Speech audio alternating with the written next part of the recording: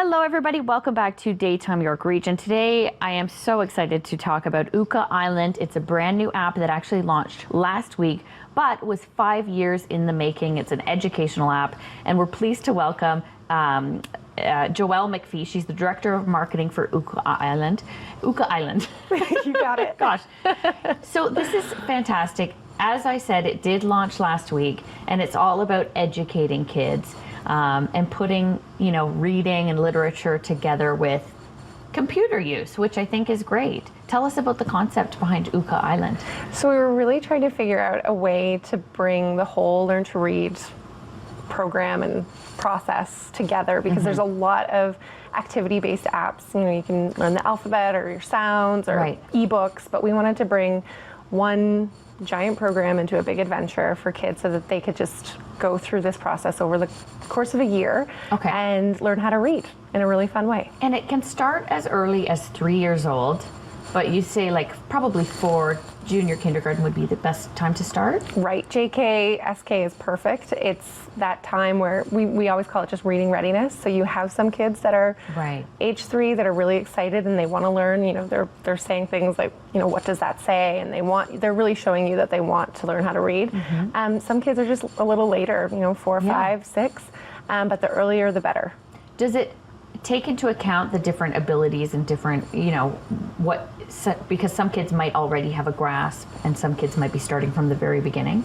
Yeah, that's the best part about OOKAISLAnd in my opinion, just because we've built an adaptive learning platform. So because it's all technology based, we were able to create personalized paths. So basically no child goes through the program the same way. So you can have a 7-year-old who's struggling have a very different experience than a 3-year-old who's just excited and wanting to learn the alphabet for the first time. And what's nice is that, not that you're tricking them to learn, but there's this whole story adventure that's involved in the learning process.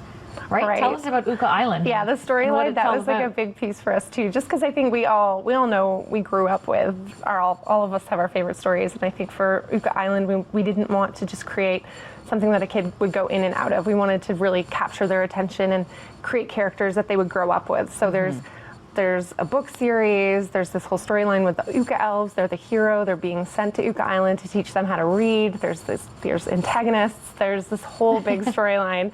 And it's really fun, and the kids get really into it. We get really into the characters, which is super cute. Absolutely. Have you tested it out? I mean, to develop an app and to take 5 years to do this process, have you had the chance, obviously, to walk kids through the process and see if this kind of learning is working? Yeah, we tested it with thousands of kids, and we've talked to hundreds of parents on what was missing and what was from the marketplace and what were they anxious about or concerned with their child's reading and with their child's screen time. So we did a lot of customer discovery. Sure. Yeah. 24 levels, right? Yeah.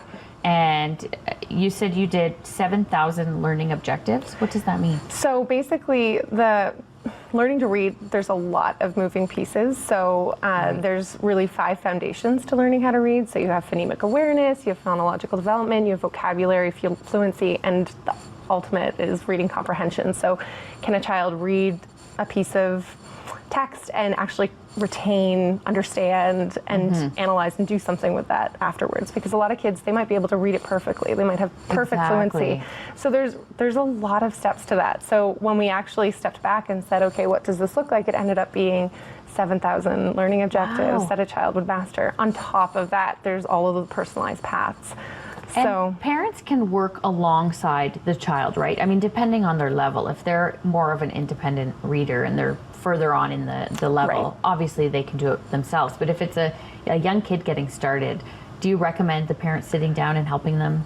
I actually don't. Oh, no? Okay. No, I feel like it's the kind of thing where we want the child to really lead the way, and we built it for, with a child driving. So I almost find that when parents play, they almost kind of, get in the way a little bit, because it's not intuitive to, I tell adults, put your 4-year-old hat on, because that's who that game is for. And they have to make the choices and mistakes and learn from that. It's tempting as a parent to be like, helping, and you don't want So them to get true. anything wrong. So because it's adaptive, that's going to skew their path. Right. Oh my goodness. So, and you said parents are thrilled with this. They're obviously loving how it's working, and you kind of do it like a membership. And the response to that has been huge, just because I think, when you have report cards, those come a little more infrequently, especially with kindergarten. You don't get a report until, the new year. Right. So for a lot of parents, they're curious. They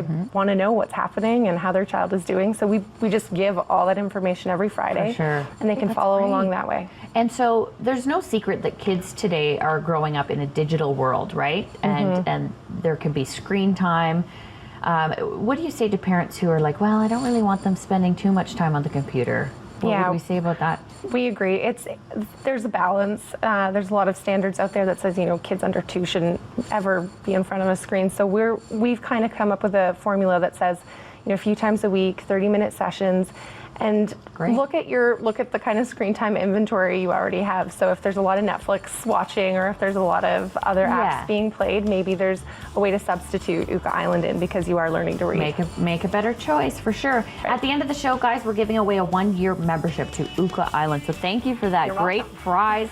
I will give that away at the end. All you have to do is send us an email for that. And you can go to the website, facebook.com/Ooka Island. Thanks, Joelle. Thank you. We'll be right back with more on the show.